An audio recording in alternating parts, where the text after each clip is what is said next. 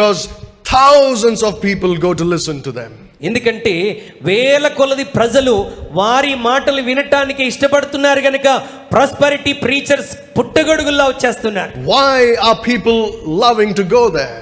ఎందుకు ప్రజలు అలాంటి ప్రసంగికుల దగ్గరికి వెళ్ళడానికి ఇష్టపడుతున్నారు? It's because of their own greed, you see. వారి జీవితాల్లో ఉన్నటువంటి ఆ ఆశను బట్టి దురాశను బట్టి మాత్రమే. They want to take shortcuts in life. జీవితంలో పైకి రావడానికి వారికి షార్ట్ కట్స్ కావాలి. To become rich, to become wealthy. ఐశ్వర్యవంతులు అవటానికి, ధనవంతులు అయిపోవటానికి. You want to be healthy? మీకు ఆరోగ్యం కావాలా? God wants you to be healthy. దేవుడు మీకు ఆరోగ్యం ఇవ్వాలని ఇష్టపడుతున్నాడు. But it is hard work. అయితే అది చాలా కష్టమైనటువంటి పని ద్వారా.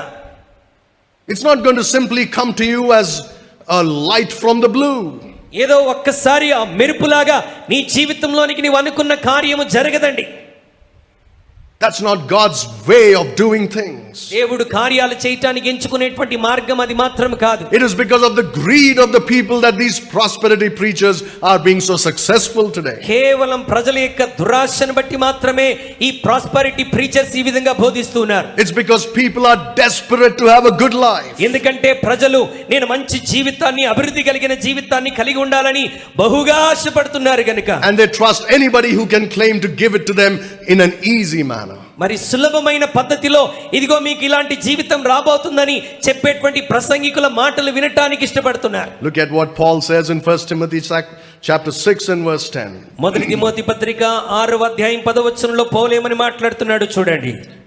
1 Timothy chapter 6 verse 10. 6వ అధ్యాయం 10వ వచనం. For the love of money is the root of all evil, which while some coveted after, they have erred from the faith and pierced themselves through with many sorrows. ఎందుకనగా ధనాపేక్ష సమస్తమైన కీడులకు మూలము, కొందరు దానిని ఆశించి విశ్వాసం నుండి తొలగిపోయి నానా బాధల చేత తమ్మును తామే పాడు చేసుకొనిరి. The love of money, ధనాపేక్ష, the love of easy money. సులభంగా డబ్బు సంపాదించాలన్న ఆపేక్ష.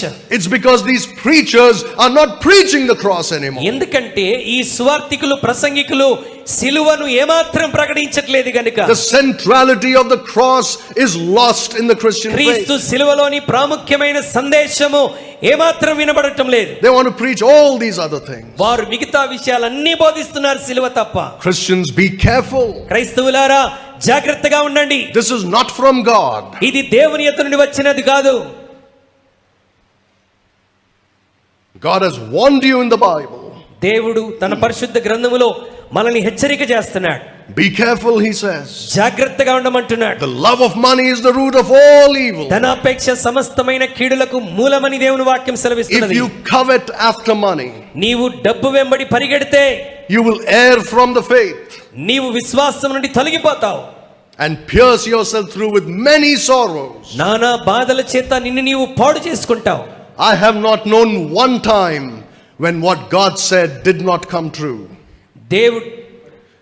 I have never known that what God said was a lie. దేవుడు చెప్పిన ఏ విషయం కూడా అబద్ధము కాదండి. If he said it, it will be true. ఆయన వాక్యంలో చెప్పాడనంటే అది సత్యమే. You go coveting after money, this is what you're going to get. నీవు డబ్బు వెంబడి పరిగెడుతూ ఉంటే నీ జీవితంలో ఇదే పరిస్థితి ఏర్పడుతుంది. Jesus did not say, take up your purse and follow me, I'm going to fill your purse. నీ పర్స్ తీసుకొని నన్ను వెంబడించుము, నేను దాన్ని నింపేదనని ప్రభు ఎక్కడ చెప్పలేదు. He said, take up your cross and follow me. ప్రభు చెప్పాడు, మీ సిలువను ఎత్తుకొని నన్ను వెంబడించుడి. It means